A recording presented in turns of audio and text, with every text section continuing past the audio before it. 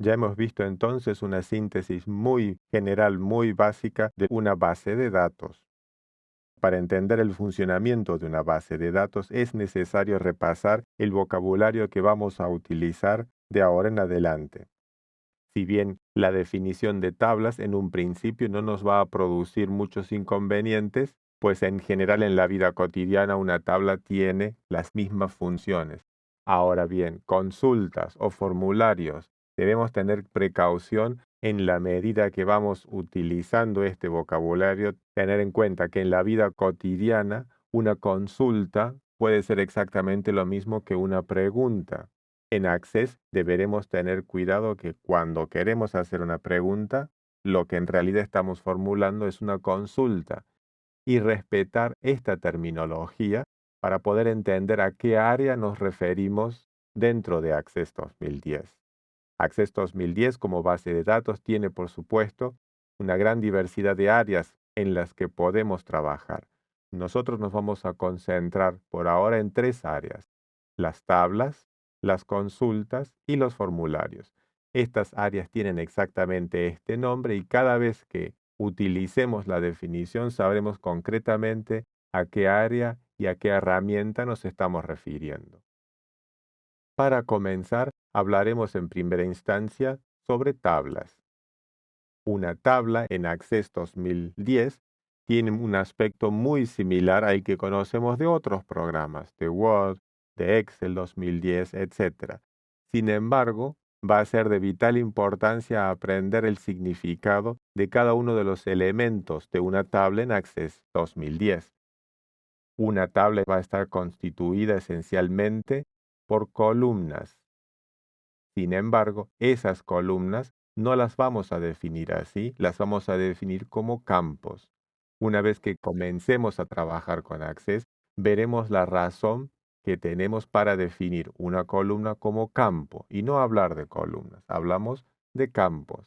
El primer campo de una tabla en Access va a contener siempre la clave de acceso o la identificación de un registro.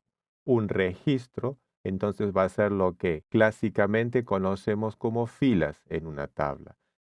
Sin embargo, en Access 2010, para ingresar a una tabla, vamos a hacerlo a través de la clave de acceso para ingresar a un registro de una tabla. Y ese registro va a tener diversos campos. Es decir, no hablamos ya ni de columnas ni de filas. Hablamos de campos dentro de registros y para ingresar a un registro necesitamos una clave de acceso o número identificatorio. Veamos un ejemplo. Esto es un pequeño extracto en una tabla de Access. En el primer campo encontramos las claves de acceso al registro al que queremos acceder. En el caso de nuestro ejemplo, el segundo campo va a ser el nombre del curso, el tercer campo la duración del curso y así sucesivamente tendremos varios campos. En el ejemplo que vemos en la pantalla, tenemos una tabla con 3 campos distintos y 7 registros para los mismos.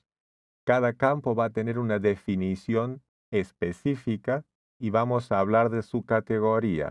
La clave de acceso tendrá en general la categoría autonumeración. Esto significa el usuario en general no podrá determinar la clave de acceso al registro. Esto lo hará Access en forma automática. Lo que el usuario va a poder determinar en el momento de crear la tabla es el diseño del registro. En el segundo campo tenemos el nombre del curso y la categoría será, como es evidente, de texto. En el tercer campo tenemos la duración del curso, entonces estamos hablando de una categoría número. Estas categorías no están definidas en cada una de las celdas, ya no hablamos de celdas, hablamos de campos, sino que estas categorías van a estar definidas en el diseño de la tabla. El observador atento dirá, bueno, pero también tenemos un encabezado para la tabla. No es así. Cuando trabajamos con Access 2010 no hablamos de encabezados de tablas, hablamos de diseños para poder visualizar una tabla, seguramente vamos a utilizar un encabezado, pero con la sola finalidad de visualizar el orden de la tabla.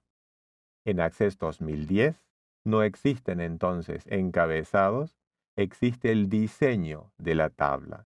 Si queremos, por ejemplo, cambiar la categoría del campo que contiene el nombre del curso, deberemos ingresar al diseño de la tabla y no a la propiedad o al encabezado de la tabla.